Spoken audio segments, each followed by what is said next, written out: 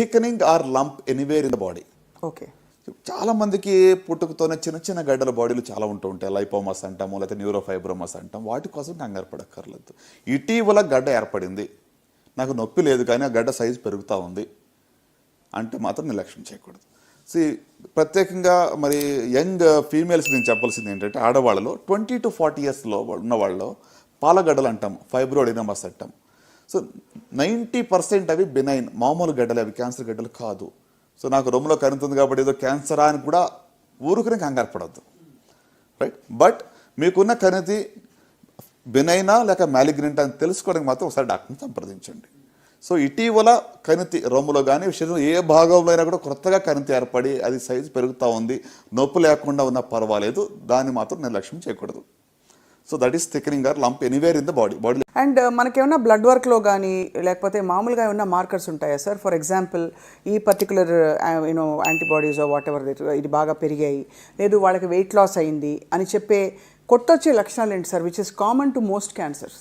అంటే లక్షణాలు వేరు, బ్లడ్ వర్క్ ఇస్ డిఫరెంట్. అలా చెప్పాలంటే సో బ్లడ్లో ట్యూమర్ మార్కర్స్ అనుకుని ఉంటాయి. ఇప్పుడు ఓవేరియన్ క్యాన్సర్ సంబంధించి CA-125 అనేది ట్యూమర్ మార్కర్ ఎలివేట్ అవుతుంది.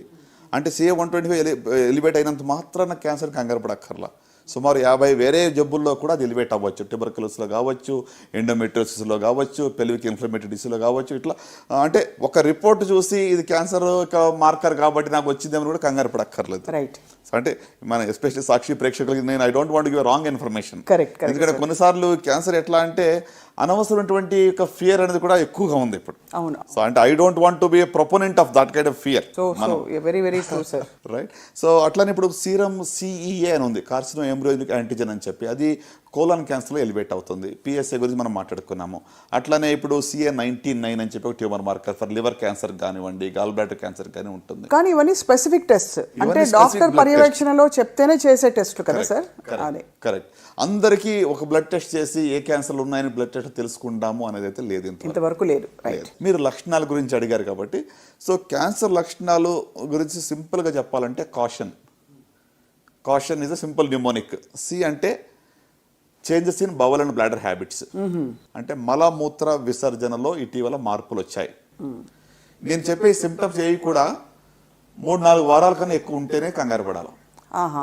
ఒకసారి విరోచనలో ఇవ్వగానే నాకు ఏదో క్యాన్సర్ ఉందేమో, లూజ్ మోషన్స్ అని అనుకోవద్దు. సో మలమూత్ర విసర్జన మార్పులు అంటే ఎక్సెసివ్ కాన్స్టిపేషన్, మోషన్ అవ్వటం లేదు, లేక మోషన్లో బ్లడ్ పడుతుంది, మోషన్లో చీమ్ పడుతుంది, లేకుంటే నాకు తినబుద్ధి కావటం లేదు. So blood in the stool కానివ్వండి, బ్లడ్ ఇన్ ద యూరిన్లో కూడా బ్లడ్ పడినట్లయితే స్టోన్ వల్ల కూడా పడవచ్చు, బ్లాడర్ ఇన్ఫెక్షన్లో కూడా పడవచ్చు, ట్యూమర్లో కూడా బ్లడ్ పడవచ్చు. కరెక్ట్. సో కనుక anything which is there for 3 to 4 weeks మలమూత్ర విసర్జనలో ఇటీవల మార్పులు వచ్చాయి అంటే అది ఒక లక్షణంగా భావించాం.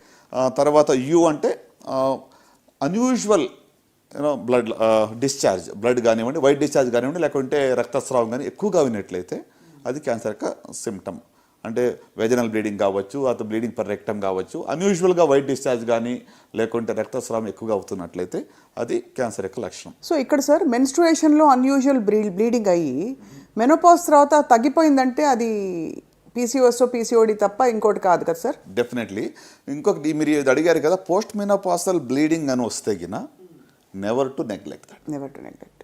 సో పోస్ట్ మెనోపాజల్ బ్లీడింగ్లో యూటరిన్ క్యాన్సర్ ఉందా లేదా అని తెలుసుకోవడం చాలా ప్రాముఖ్యం. నెంబర్ 1 ఇంటెన్షన్ మాకు అదై ఉంటుంది. పోస్ట్ మెనోపాజల్ బ్లీడింగ్ అనేది అసలు డాక్టర్ నిర్లక్ష్యం చేయకూడదు, పేషెంట్ నిర్లక్ష్యం చేయకూడదు. రైట్.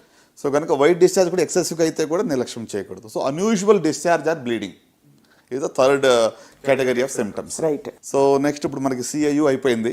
T అంటే thickening or lump anywhere in the body. Okay.